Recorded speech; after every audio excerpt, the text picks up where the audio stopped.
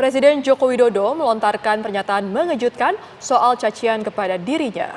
Presiden mengetahui kerap disebut tidak tahu apa-apa dan bahkan dianggap seperti Firaun.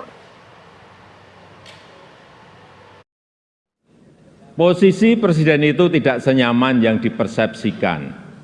Ada tanggung jawab besar yang harus diemban, banyak permasalahan rakyat yang harus diselesaikan.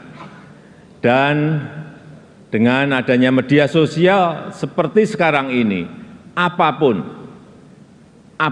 bisa disampaikan kepada presiden. Mulai dari masalah rakyat di pinggiran, sampai kemarahan, sampai ejekan, dan bahkan makian, dan fitnahan, bisa dengan mudah disampaikan dengan media sosial. Saya tahu ada yang mengatakan saya ini bodoh, pelongo-pelongo, tidak tahu apa-apa, Firaun, tolol. Ya enggak apa-apa. Sebagai pribadi saya menerima saja. Tapi yang membuat saya sedih, budaya santun dan budaya dan budi pekerti luhur bangsa ini kok kelihatannya mulai hilang. Kebebasan dan demokrasi digunakan untuk melampiaskan kedengkian dan fitnah. Polusi di wilayah budaya ini, sekali lagi polusi di wilayah budaya ini sangat melukai keluhuran budi pekerti bangsa Indonesia yang besar. Memang tidak semua seperti itu. Saya melihat mayoritas masyarakat juga sangat kecewa dengan polusi budaya tersebut.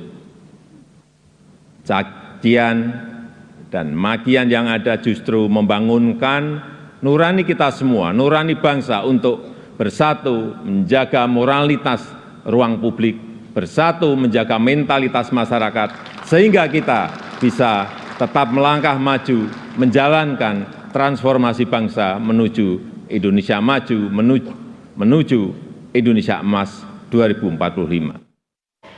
Dan Presiden Joko Widodo juga menyinggung soal istilah Pak Lurah yang menyasar pada dirinya terkait arahan pencapresan di tahun 2024. Jokowi menegaskan dirinya bukan Pak Lurah dan menyebut tak memiliki kewenangan dalam Pilpres 2024. Sudah hangat-hangat kuku dan sedang tren ini di kalangan politisi dan parpol. Setiap ditanya capres dan cawapresnya, jawabannya belum ada arahan Pak Lurah. Saya sempat mikir, siapa ini Pak Lurah? Sedikit-sedikit kok Pak Lurah.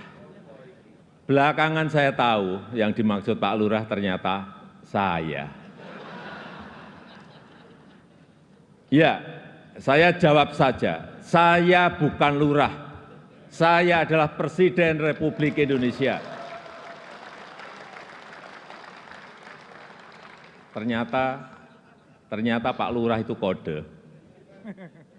Tapi perlu saya tegaskan, saya ini bukan ketua umum parpol, bukan ketua umum partai politik, bukan juga ketua koalisi partai.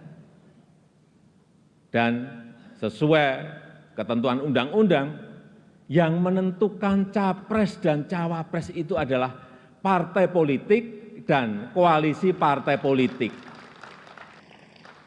Jadi saya ingin mengatakan itu bukan wewenang saya, bukan wewenang Pak Lurah,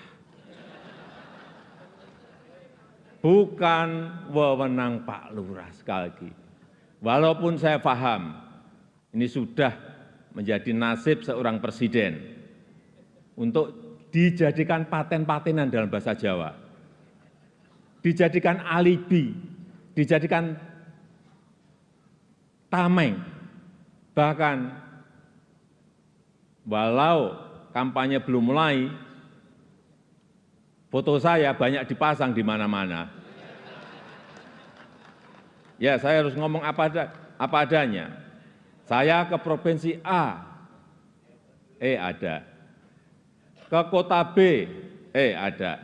Ke kabupaten C, ada juga. Sampai ke tikungan-tikungan desa saya lihat, ada juga. Tapi bukan foto saya sendirian. Ada di sebelahnya bareng capres. Ya, saya kira menurut saya juga enggak apa-apa, boleh-boleh saja.